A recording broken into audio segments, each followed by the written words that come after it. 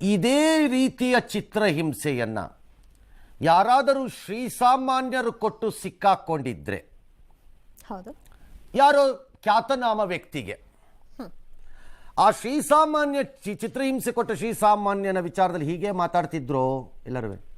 No way, ಚಾನ್ಸೇ ಇಲ್ಲ, no way. ಏನು ಹೇಳ್ತಿದ್ರು ಆಗ? ಇಂಥವನನ್ನು ಬಿಡ್ಕೊಡುದು ಸಾರ್, ಅಂಥವ್ರಿಗೆ ಇದು ಮಾಡಿದಾನಲ್ಲ ಸಾರ್ ಅಂತ. ಅಂಥವರು ಇಂಥವ್ರಿಗೆ ಹೀಗೆ ಮಾಡಿದ್ದಾರಲ್ಲ ಸಾರ್ ಅಂತ ಯಾರಿಗೂ ಅನ್ನಿಸ್ಲಿಲ್ಲ. ಚಿತ್ರದುರ್ಗದಿಂದ ಕಿಡ್ನ್ಯಾಪ್ ಮಾಡಿ ಕರ್ಕೊಂಡು ಬಂದ ನಂತರ ಬೆಂಗಳೂರಿನ ಪಟ್ಟಣಗೆರೆ ಶೆಡ್ನಲ್ಲಿ ರೇಣುಕಾಸ್ವಾಮಿಗೆ ದರ್ಶನ್ ಗ್ಯಾಂಗ್ ಬದುಕಿದ್ದಾಗಲೇ ನರಕ ತೋರಿಸಿದಂತಿದೆ. ಸತ್ಯ ಹೇಳಿದ್ರೆ ಎಲ್ರಿಗೂ ಬೇಜಾರು, ಕಣ್ಣಲ್ಲಿ ನೀರು. ನಾನು ಸತ್ಯ ಹೇಳ್ತೀನಿ, ಊರಲ್ಲಿರೋರಿಗೆಲ್ಲ ನನ್ನ ಬಗ್ಗೆ ಬೇಜಾರು. ನಾನು ವರ್ಷ ನನ್ನ ಮಗ, ಕಚರ ನನ್ನ ಮಗ. ಒಂದು ಕ್ಷಣ ನನಗೆ ಹೌದು ಅನ್ನಿಸ್ತು, ತೋರಿಸ್ಬೇಕಾ ಈ ಚಿತ್ರಗಳನ್ನು.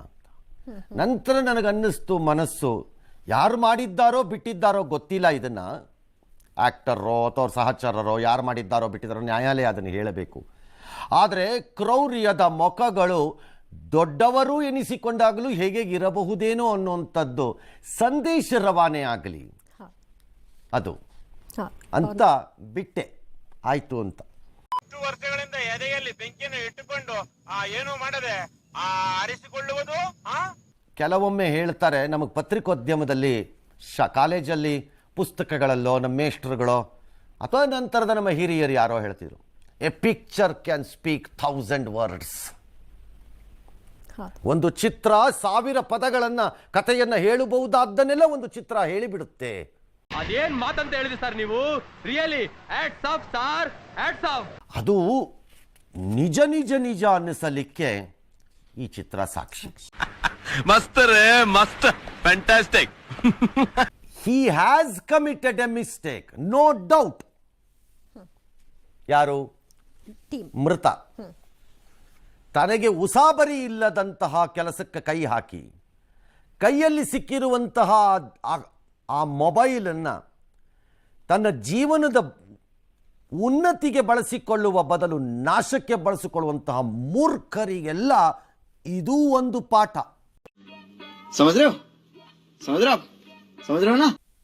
ಕೈಯಲ್ಲಿದೆ ಎಂದುಬಿಟ್ಟು ಚುಚ್ಕೊಂಡು ಹೇಗೆ ಜೀವನವನ್ನು ಇದರ ಮೂಲಕ ಹಾಳು ಮಾಡ್ಕೋಬಹುದು ಅನ್ನೋರಿಗೂ ಇದು ಪಾಠ. ನಿಮಗೆ ಸಂಬಂಧವಿಲ್ಲದ ವಿಚಾರಗಳಿಗೆ ತಲೆ ಹಾಕ್ಕೊಂಡು ಮೆಸೇಜ್ಗಳು ಮಾಡಿಕೊಂಡು ಕಂಡಾಬಟ್ಟೆ ಏನೇನೋ ಹೇಳಿಕೊಂಡು ಓಡಾಡಿಕೊಂಡು ತಗಲಾಕೊಳ್ಳೋದಕ್ಕೆ ಇದೊಂದು ಪಾಠ. ಕಲಿಯೋದಿದ್ರೆ ಕಲಿಬೋದು.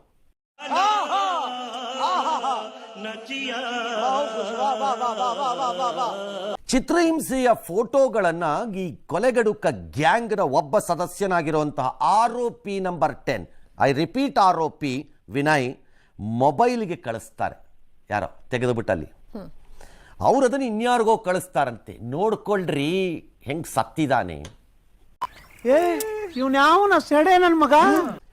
ಯಾರಾದರೂ ಈ ಫೋಟೋನ ಕಳಿಸಿ ಸತ್ತಿದ್ದಾನೆ ಅನ್ನೋದು ನೋಡಿ ಸಂತೋಷ ಪಡ್ತಾರೆ. ಅದಕ್ಕೆ ಏನು ಹೇಳೋಣ? ಇವ್ರಿಗೆ ಮಾನ ಮರ್ಯಾದೆ ಏನೂ ಇಲ್ಲ, ಇವರಿಗೆ ಮಾನ ಮರ್ಯಾದೆ ಏನೂ ಇಲ್ಲ ಇವರಿಗೆ. ಇಷ್ಟು ಹೇಳಕ್ ಇಷ್ಟಪಡ್ತೀನಿ. ಓಕೆ ಫ್ರೆಂಡ್, ಬಾಯ್. ಇದು ಮನಸ್ಸಿಗೆ ನಾಲ್ಗೆಗೆ ಮಧ್ಯ ಇರೋ ಫಿಲ್ಟರ್ ತೆಗೆದಾಕ್ಬಿಡುತ್ತೆ, ಒಳಗಿರೋದೆಲ್ಲ ಹೊರಗೆ ಬರುತ್ತೆ. ನನ್ನ ಪ್ರಕಾರ ಇದೇ ಗಾಡ್ ದೇವ್ರೇ.